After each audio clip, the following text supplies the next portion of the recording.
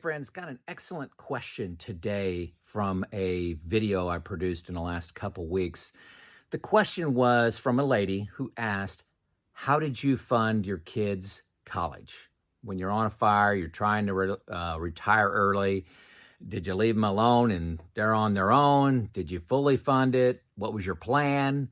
Did you actually follow through with your plan? What advice do you have looking back on that mountain? So excellent question. Love it. And I love getting into the details here for you. And this may not be able to apply to everybody, but, it worked for us. And it wasn't our plan. Our plan, I'll detail it right here. Okay. So, hey, first of all, I have 4 children. They age from 31 down to 24. Okay. 3 boys and a daughter. Been married for 33 years to my wife. Okay. So all 4 of my children went through an exceptional public university in the state of Indiana, Purdue University. Unbelievable school. Lucky that it's here in Indiana. All 4 of them became engineers, and that's a whole nother story. Believe me, we started working with our kids on education and careers and enthusiasm and what kind of career stimulates the mind, where you can make money, where you can be innovative. We started on that, I would say, at 5, 6, and 7 years old. But that's a subject for another day.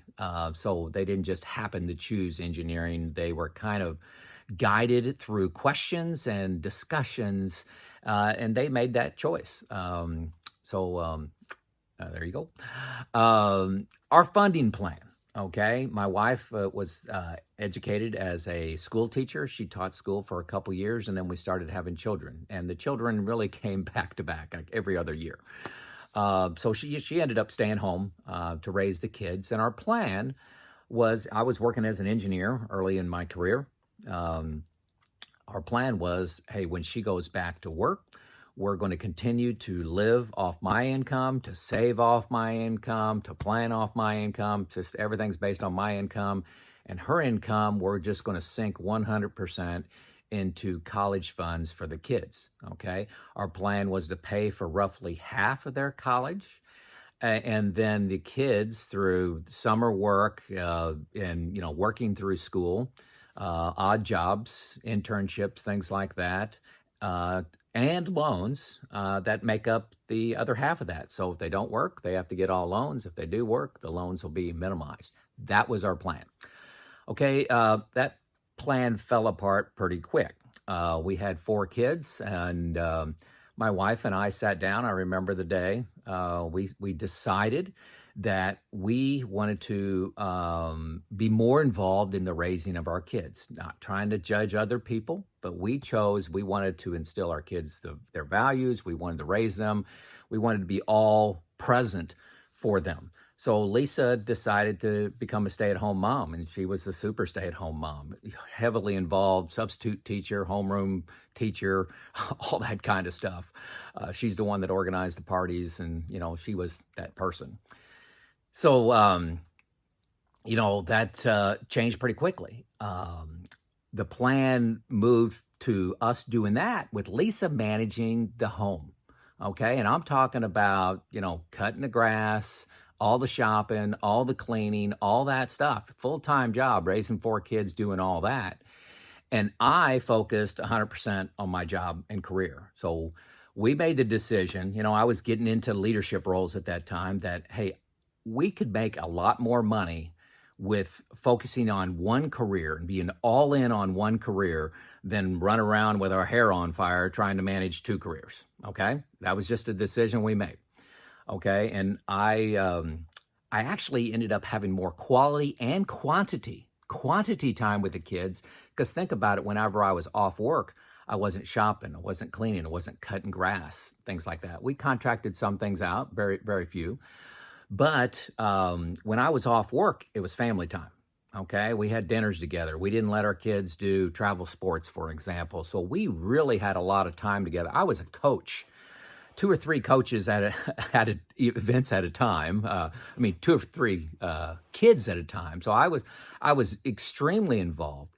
But by having Lisa focus on the home front, I could focus on the work front and I can give 10, 20% more. I could volunteer. I could always be present. I could take risk. I could focus on my learning. I was an extreme reader and learner. Spent a lot of time on that, a lot of audiobooks when I exercise. So I and Lisa decided to double down on my career. And that worked very well. Received more bonuses than I was expecting. I received more promotions than I was expecting, and more than I could have done without my wife taking the teamwork approach to or zone defense of raising the kids and the house and the job. That was a bet we made, and it worked out extremely well for us. We also really fought lifestyle creep. Neither one of us grew up wealthy.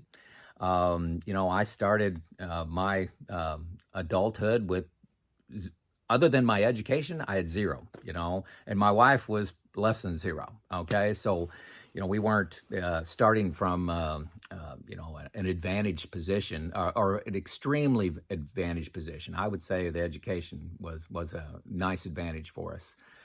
But avoiding the lifestyle creep, those bonuses, those promotions, that didn't turn into new cars. That didn't turn into a bigger house.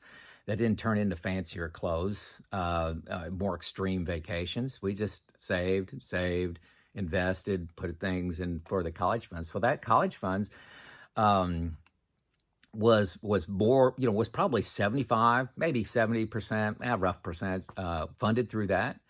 One of the things fascinating about, or great about engineering, my kids got extremely good summer internship jobs.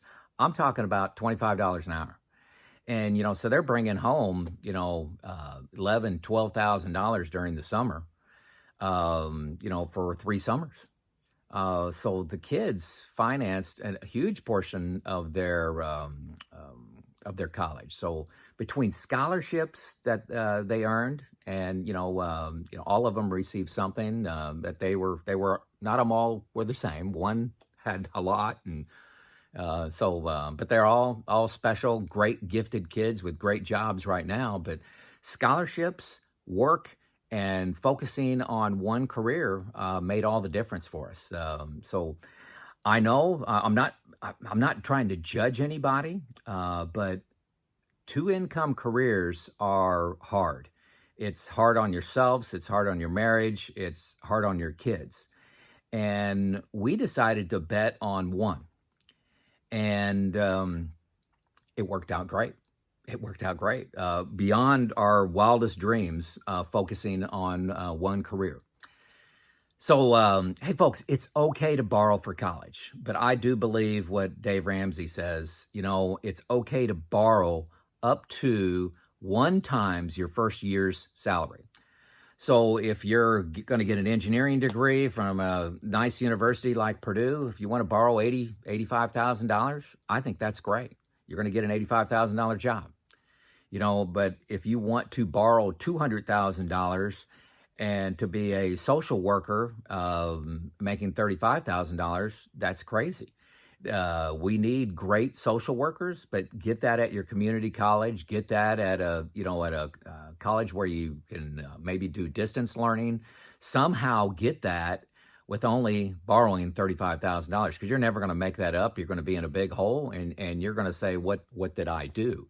There are great local universities where you can get an education, and an education to me it is an investment, but it can't be a ridiculous investment like $200,000 to get a $35,000 job.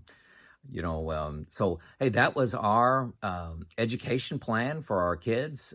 Extremely proud of them. All 4 of them graduated, like I said, with engineering degrees. One of them went on and got a master's. One of them went on and got a master's and got a PhD, and he's now a professor. So all my kids are doing extremely well. And I think it started with the education that we gave them starting at a young age. So a lot of luck involved, but we did plan, and the plan was thrown away. Probably about 5 years into deployment of the plan, we changed it. But glad we did. It's Joe out.